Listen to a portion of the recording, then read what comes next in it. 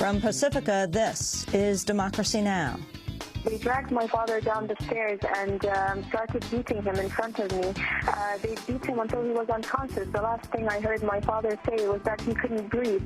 In Bahrain, Zainab Al-Khawaja says she will fast to the death for the release of her father, a well-known Bahraini human rights activist. We'll speak with Zainab, with her sister, and with Human Rights Watch about the crackdown in Bahrain. The BP oil spill happened a year ago. We'll talk to Antonia Juhas. She confronted BP executives at their annual shareholders meeting in London last week. We still have oil coating the bottom of the ocean. We still have dispersant coating the bottom of the ocean. We still have waves that roll in and oil rolls in with it. We stick a stick in the sand and there's still oil there. What we don't have at the bottom of the ocean is the light that is supposed to be there. We'll talk to Antonia Juhas, author of Black Tide, the devastating impact of the Gulf oil spill. Then the Georgia legislature passes a law authorizing police to check a suspect's immigration status, just like in Arizona. Liberals won't like it when I empower local law enforcement to help deport illegal aliens, but it must be done. Georgia Governor Nathan Deal campaigned on the bill, now says he'll sign it into law. All that and more coming up.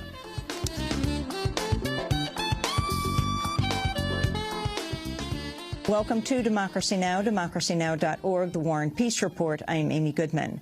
The Gaddafi regime's been accused of firing cluster bombs in its ongoing attack on the rebel-held city of Misrata. Human Rights Watch says the clusters were fired on a residential area. A rebel spokesperson said the bombing underscores the need for increased international aid. This just goes to reinforce the statement we made that this regime is bent on creating a large humanitarian crisis in Misrata and lends support to our request that the international community takes up its responsibility to increase support of the civilian population. A global treaty banning cluster bombs went into effect last year, but Libya, along with countries including the United States and Israel, refused to sign. A Gaddafi regime spokesperson denied clusters had been fired. We can never do this. We can't. Morally, legally, and because this is our country, we can't do that. We will never do it. We challenge them to prove it. To use these bombs, you know, the evidence will remain for days and weeks. And we know the international community is coming en masse on our country soon. The Gaddafi regime's attack on Misrata continues to cause deaths. At least 17 people were reportedly killed and 47 wounded Sunday in the fourth straight day of bombing. Evacuees say conditions are worsening with shortages of food, medical supplies, electricity, and water. Meanwhile, in eastern Libya, rebel forces were able to repel a government assault on the town of Ajdabiya following a weekend of intense fighting. Meanwhile, the U.S. and its allies have reportedly begun seeking a country to shelter Muammar Gaddafi should he be forced out. The operator of Japan's damaged Fukushima Daiichi nuclear power plant has unveiled a new plan to stabilize the facility within the next 9 months. The Tokyo Electric Power Company says it will first take 3 months to build cooling systems to prevent further releases of radioactive material. The new plan indicates a shift in strategy following initial plans to repair the plant's existing system. It also means Japan will see several more months of radioactive emissions. Evacuees who lived around the Fukushima plant will not be allowed to return for at least 6 months and possibly far longer. Secretary of State Hillary Clinton flew to Japan Sunday, making her the most senior U.S. official to visit the country since the disaster in early March. It is a great honor for me to be here on behalf of my country to demonstrate our very strong bonds of friendship that go very deep into the hearts of both of our people.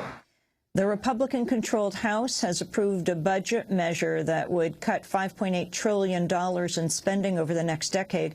The bill would gut Medicare and Medicaid programs serving the elderly and the poor while granting tax cuts to top-earning individuals and corporations. Democrats say the measure has no chance of passing the Senate. Republicans plan to leverage the bill in talks on reducing the deficit. On Sunday, Treasury Secretary Timothy Geithner said he's confident Congress will vote to raise the federal debt limit. We're going to move forward, and we want Congress to put in place a comprehensive framework, a balanced framework that can reduce our long-term deficits, and we're going to work hard to do that. But if by the time we need to raise the debt limit, we haven't worked all that out, Congress still has to raise the debt limit. Wisconsin Governor Scott Walker is reportedly preparing a new effort to further weaken the public sector in his state. According to Forbes magazine, Walker's camp is drafting legislation that would allow for a takeover of local municipalities that fail a financial stress test. Walker could then appoint emergency managers empowered to cancel union contracts, dismiss elected officials and school board members, and take control of entire cities and towns.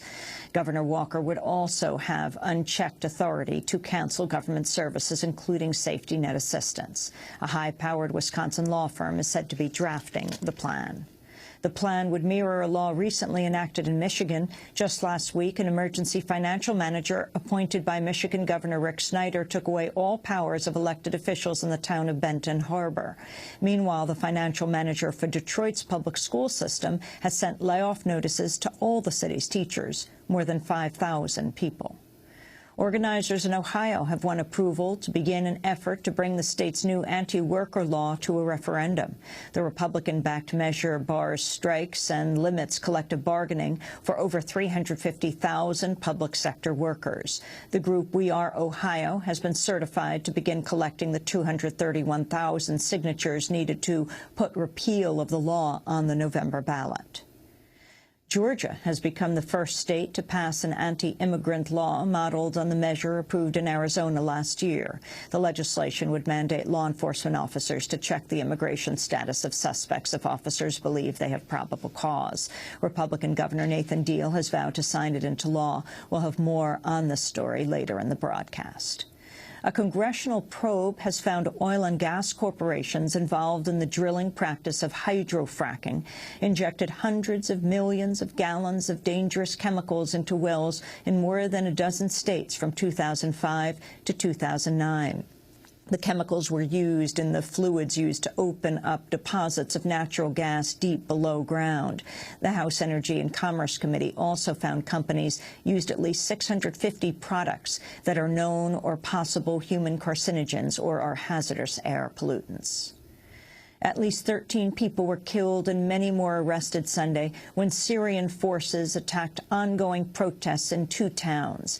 Thousands took the streets across Syria demanding that President Bashar al-Assad step down. In an attempt to silence the protests, al-Assad has vowed to lift Syria's nearly 50-year emergency law. But opposition leaders say Assad will impose new legislation, maintaining the same restrictions on speech and assembly. Rights groups estimate over 200 people have been killed since the Syrian government began cracking down in mid-March. In other news from Syria, newly released diplomatic cables from the online whistleblower WikiLeaks show the U.S. has secretly financed Syrian opposition groups and activities since at least 2005. The funding has gone to a number of projects, including the London-based satellite channel Barada TV. Doctors in the Yemeni capital of Sana'a say at least 22 people were wounded Sunday when government forces loyal to President Ali Abdullah Saleh fired on protesters. The crackdown came just one day after thousands of women took to the streets to protest a claim by Saleh that pro-democracy demonstrators are violating Islamic law because they're allowing women and men to mix. A new study estimates U.S. drone strikes killed 957 people in Pakistan last year. It's unknown how many of the dead were civilians. The chair of the Human Rights Commission of Pakistan, I.A. Rahman, called for an end to the attacks. We have our reservation on drone strikes because whatever the other people may say, there is a great danger of innocent people being killed. and we do not approve of this method. We have quoted UN rapporteur's findings on that, and we stand by that. Vigils were held on the occupied territories over the weekend for the slain peace activist Vittorio Arrigoni. A native of Italy, Arrigoni was killed last week after his capture by extremist Palestinian militants.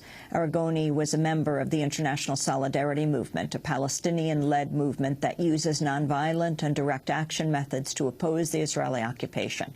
He'd lived in Gaza since 2008 after arriving on a boat carrying humanitarian aid. A friend of Arrigoni's remembered him in Gaza. Vittorio was here for the Palestinian people, and they killed somebody who was here for them.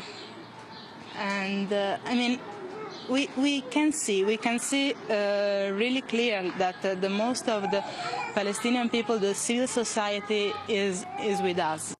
Cuba has marked the 50th anniversary of the U.S.-organized Bay of Pigs invasion.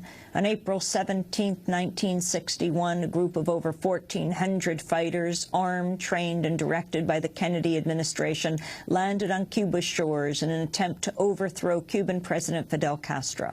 Within days, the fighters were defeated in what proved to be a major embarrassment for the Kennedy administration and the CIA. The U.S. has never apologized for the attack. The invasion was marked this weekend as Cuba also held a Communist Party Congress. In an opening speech, Cuban President Raul Castro proposed Cuba consider imposing term limits on its heads of state. Castro and his brother Fidel Castro have led Cuba for more than 5 decades. A psychologist used as a key government witness in death row cases in Texas has reached a settlement barring him from performing future evaluations. George Denkowski agreed to the deal after his methods came under challenge. Denkowski has been accused of helping prosecutors unfairly send mentally retarded prisoners to death row. Defense attorneys are planning to seek appeals court reviews of at least 14 death row cases that relied on Denkowski's testimony. New figures show the U.S. has the highest incarceration rate in the developed world, while ranking 9th worst in social spending. According to the Organization for Economic Cooperation and Development, the U.S. imprisons 760 of every 100,000 citizens, more than 5 times the OECD average. And the death toll from a series of tornadoes that ripped through 14 states in the South and the Midwest over the weekend has reached 45. In all, 243 tornadoes caused damage from Oklahoma to Virginia beginning last Thursday. As many as 60 twisters touched down in North Carolina, the most the state has seen in over 25 years. And those are some of the headlines. This is Democracy Now!, democracynow.org, The War and Peace Report. I'm Amy Goodman. The brutal